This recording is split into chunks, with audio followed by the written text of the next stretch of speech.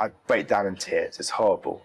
I'm completely broken. He's already taken my passport. Later on, he tries to take my phone as well. I get treated like a criminal, so I'm forced to wait in a waiting area with no food or water. Hello everybody and welcome back to Nan with a Backpack. So today I am going to be interviewing a young man who happens to be Nikki's son. Now you'll probably recognise the name Nikki from this video.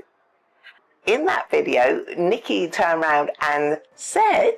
On my own, I've only been here on my own, but my son is coming later on today, which will be very exciting. But what she didn't know at that time was her son was going to have a whole adventure just even arriving here in Cambodia. So I'm not going to talk for any longer. I'm just going to let you watch the video. Did you want to introduce yourself and tell me your name and where you're from? Sure. I'm Casper. I'm 20. I'm originally from sort of London way, sort of like East London, Essex, live sort of in and around. I go to university in Durham, doing English lit up there. I'm second year now, and yeah, I'm here in Siem Reap, and I've been here for the last nearly 2 weeks now. So yeah, I've been here for quite a while. When you arrived here, you had a bit of an adventure. It didn't go as smoothly as you originally planned. Potentially. I'm not sure it was necessarily an adventure I will be telling of joy to the grandkids. It's also my passport, essentially. So, obviously, you know, you had to have your passport in good condition these days. Otherwise, things happen. You know, people say, no, you can't fly. And I have a situation to the absolute extreme. The page opposite my sort of main sort of like information page, one we put on the official observations, that had got a little bit of wear and tear. It was slightly but not quite detached. But it wasn't, I thought to myself, it's not great, but... It wasn't falling out. It wasn't amazing. And later on, I was told by the passport office, and I went to get a new passport, that it wasn't very good at all, and it was an issue. But I didn't know this at the time. I go up to Heathrow Airport and I get taken over to the kind of check-in desk, and the guy says, oh, this passport's not so good. I'll get my supervisor and see if he can fly or not.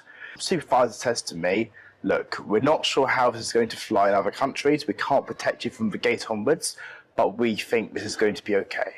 We'll have to see if you get through the first gate and through Munich, but you should be okay to fly as far as Cambodia. So in Heathrow, they had mentioned it, but they still allowed you to fly. Yes, they said it's not great, but we think, in our opinion, we're not going to stop you here. That was their professional opinion. You'd guess it'd be okay. And look, things went smoothly. I get on my flight to, you know, I'm going via Munich. I'm going to Lufthansa, and I'm flying to Bangkok, and then I have a very short stopover, and then I fly to Siem Reap. I fly to Munich, no issues. I go through the gates there, and my passport is not given a second look. It works completely fine. There are no issues. The man at the gates, not a second look. I get to Bangkok. I have to go through the kind of miniature security there to get through to the terminal, because they're very strict there in Bangkok, as I learned the hard way. And the man there checks my passport. He says, okay. I get as far as the Bangkok Airways flight, which is a subsidiary of Lufthansa, and to get on my flight to Siem Reap. It's about 45 minutes before the flight goes. I arrive in good time. I'm one of the last people to get on the plane. I sit down and I get told, oh, your passport's not so good, you know, we need to check it. They said we're going to... Sorry to interrupt you. This is at check-in? This is at the gate to fly. Oh, so you get through everything and you're stood at the gate. I'm stood at the gate to fly to Siem Reap. I have got through every single checkpoint so far with either, at worst, a stern warning to fix your passport when you're flying next time. Munich didn't care. Anywhere else, Bangkok did not care. I even changed money using my passport at the money changer when I was in Bangkok to get some dollars out, and no one cared. You see a pattern here. No one's really bothered. It's a slight issue, but it's not too bad. But I get told by the air hostess at the gate. They says, well, we've been on the phone with Cambodia, and they say, well, you know, we don't think for Cambodia we're going to accept a damaged passport, because they won't accept any damage to passports.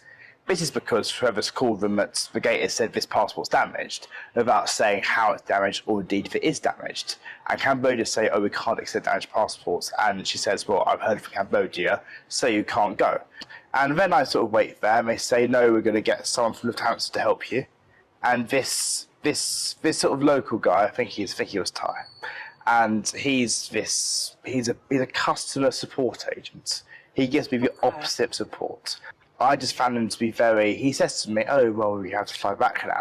He tries to confiscate your passport, says, I'll take your passport because it's been damaged. And your passport was well in date. It wasn't... Oh, God, it wasn't. It was in date until, yes, for many years to come. It had only been done in 2023, and it was an so it adult was passport. only, 2 and a bit years old? Yeah, potentially less than 2. Yes, because it was done in May 2023. It was less than 3 years old. It was a very, very young passport indeed.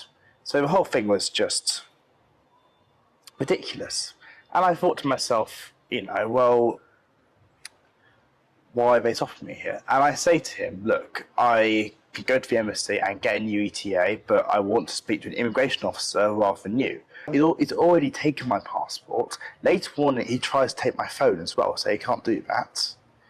Oh my goodness. And how are you feeling? Because I believe this is your first solo flight. Oh yes, no, it's horrible. I mean, obviously I'm used to, dealing with stuff on my own. I've flown alone just like a friend, I've been okay. But it's just not easy. I do have to stand my ground, and I like to think I'm not an idiot, but it wasn't fun. It was certainly, I've had better experiences in my life, to say the very least. Yeah, I think they're very strict indeed. It's a warning to anybody else that if they have any kind of damage on a passport. I think the Thai services are stricter than the Cambodian service. For Cambodians, going through visa entry at the Cambodian border, when I did eventually get there, was really easy. They're very relaxed. They actually smiled at you there. And the Thai, I thought, these people, to be fair, are the strictest in the world, and they are always going to take the word of their own over your word because you are a Western tourist. But I felt almost like I'd been ganged up on by all various staff. And obviously my experience gets worse. I'm booked onto a flight at 11:30 at night. So they actually returned you back to the UK? Yes, no, this happens because because they won't let me into Thailand and they won't let me to Cambodia, so I can only go back. I've no other option. I can't just stay at the airport. They sent you back via the same route? Yeah, it's actually the same plane. They refueled and then flew it back, Oh my God. So actually, it's 11:30. I've got into Bangkok at about midday, 1 p.m. So it's about... it's like a 9-hour delay plus. It's a hellish delay. I get treated like a criminal, so I'm forced to wait in a waiting area with no food or water for about 2 or 3 hours with this security guard who's not hired by Lufthansa or the airport. Certainly, it was horrible. It was a horrible experience. And I had to wait there with no food and water. I eventually had to go through the gates. This guy sort of takes me through and I have to go through security again. It's just ridiculous. Eventually I go to the gate, and this is after obviously my mum's already had to go back from Siem Reap airport. She had to wait for me. She's been very upset. Your mum was beside herself. I know, it's horrible for her. It's horrible. It was horrible for my dad as well, who was sort of stuck in the UK, hearing about this disaster in real time. Eventually I go through the gates actually for my next flight and say, look, is there anywhere I can get any compensation for where we treated at all? And the same customer service agent who hates me is there. And these kind of women are there as well, so other gate staff, and they say, your passport's broken. They say your passport's broken. They say, no, you get nothing. You sit down, you sleep on plane. We don't care. Sit down. They actually shout at me. It's actually very rude. It's a kind of rudeness you wouldn't expect from anyone at all. And it's almost quite abusive, actually, especially after I haven't slept by 9 hours on the edge of tears.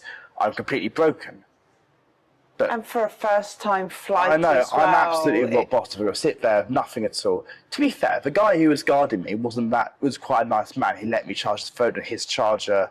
He was quite nice. He had a feeling that he actually did understand that it was completely unfair, but he spoke basically no English. I don't know. Some people, it's different out there. It's very different in the way they see things. So you were then sent back to the UK, and we are obviously now talking here in Siem Reap. So you obviously eventually made it back. I did make it back. How did you manage to get back? Well, before that, bizarrely, to bring out the pilot of the plane that's about to be flying, because I was just quite upset.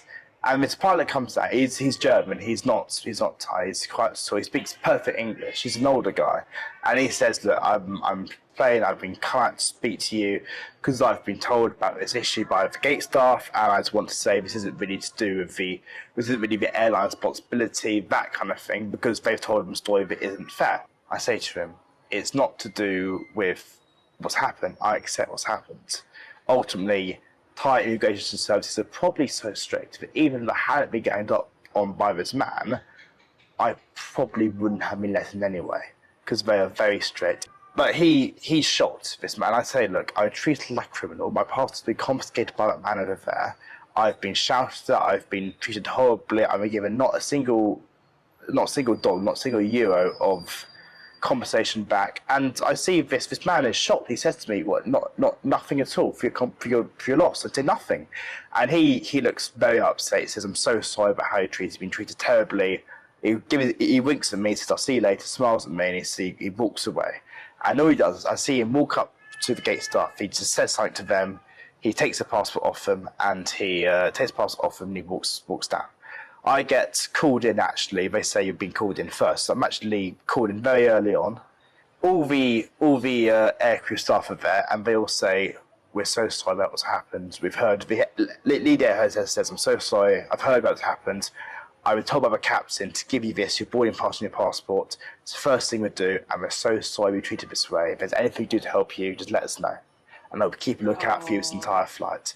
And I'm beside myself. It's a lovely, quiet plane. I sit down. I break down in tears. It's horrible. I'm completely broken. I just... First flight, young lad on his own. I can't even begin to imagine. And I talk to my air hostess because she comes to sort of sees me. I break down. She consoles me, says what's happened. And I say, and she says, she actually wrote down my passport. I wrote down, broken passport, take care of this person like I was a criminal. I had special notes like I'd committed a crime. And she said, basically it was very, very weird, which translates into German as Kurmisch, very Kurmisch. And I said, yeah, it's horrible. It's a horrible experience, and I was treated terribly. And I actually got a lot of preferential treatment. I got a lot of free water. At one point, the air just snuck me like 2 giant chocolate bars while I was sitting there. People were all lovely to me. It was the best economy flight of my entire life. I watched a lot of fun. I watched a lot of films, curled up, nice food, preferential treatment. Bet you were exhausted. Oh, I was exhausted. I slept very well in that chair. Goodness. And they said to me, they said to me, "Oh, you've got to have gin and tonic after what you've had. You've got to have a drink." I was like, "I do need to drink, Christ." So one time I've been like, "Yes, I do." But no, it was a pretty horrible experience. But thankfully, I did come back. So you went back home and applied for a new passport. Yeah. And this time, because I've also lost my entire baggage, lost my entire suitcase. Because it was all lost at Bangkok. So have you got your suitcase back? Oh no, your luggage has been rerouted back with you, which is bizarre considering he didn't know which flight I was going to go back on. I think it's probably still here in Siem Reap, and when I fly back tomorrow, I'm going to try and go to lost baggage and see if it's there. If it's not there, it's probably gone forever. If you could give some advice to somebody that was travelling out and their passport was questionable, what advice would you give? But if your passport really has anything beyond like the most minor wear and tear imaginable, yeah, get it sorted. I think if you're going to somewhere like this, then you have to get it sorted. People have to remember that this was your first solo trip anyway. You have no experience of travel.